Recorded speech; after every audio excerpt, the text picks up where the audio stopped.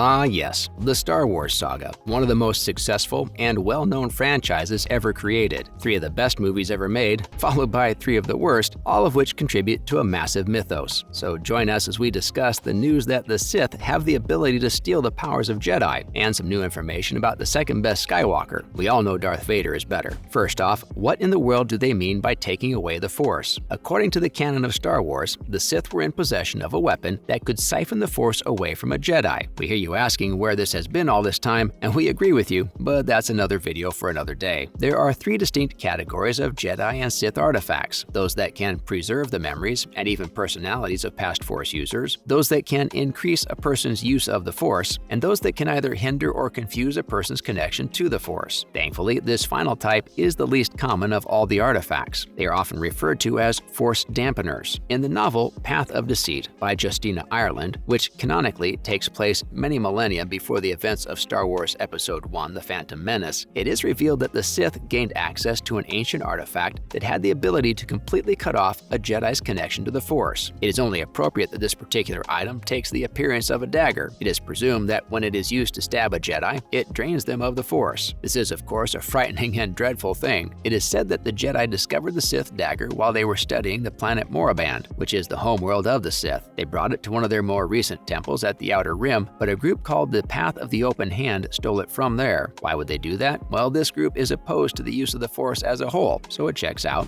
But how in the heck did the Sith make it? According to Unlimited Power, the source book for the tabletop role-playing game Force and Destiny, several Force traditions were able to learn how to imbue artifacts with the Force. They often bestowed them with versions of actual Force power. An example is the Sith Wayfinder seen in Star Wars: The Rise of Skywalker. They possess the ability to navigate the stars using the Force. Not only is the Force good for kicking, but it's also a kick navigation system. The Sith dagger that was hinted at by the Path of Deceit most likely holds the ability of Force Drain, which Palpatine used to eat Rey and Kylo Ren's Force dyad. It may also hold the power of Force Sever, according to the EU canon. It is fascinating to speculate about the possibility that a Sith Lord may then draw the power of the Force that is currently present in a dagger back into themselves, thereby depriving a Jedi of their sensitivity to the Force. Don't go anywhere, because we have more dagger discussion to do. Now that that's out of the way, how does the Sith use it? It is fascinating to speculate on the many applications that the Sith may have found for this dark side dagger. Doesn't take much to assume that it was probably the centerpiece of some sick Sith ceremony in which Jedi were slaughtered in order to boost the might of the Sith Lord that did the life-taking. According to another theory, assassins of the Sith, or quite possibly the Darkseekers, who were tasked with putting an end to any potential rival dark side cults, might have used it on the Sith themselves to keep the factions of the Sith in balance. The internal conflict that plagued the Sith Empire, which ultimately led to Darth Bane being appointed as the Empire's final ruler, is made to seem even more sorrowful by the existence of artifacts such as this Sith dagger. It's likely that this caused the Sith to begin competing against one another with their daggers, turning their weapons against one another and causing a dagger dispute to be unleashed under the Sith. When the Jedi discovered the dagger at Moraband, it is likely they did not allow any of their own people to use it or be affected by it,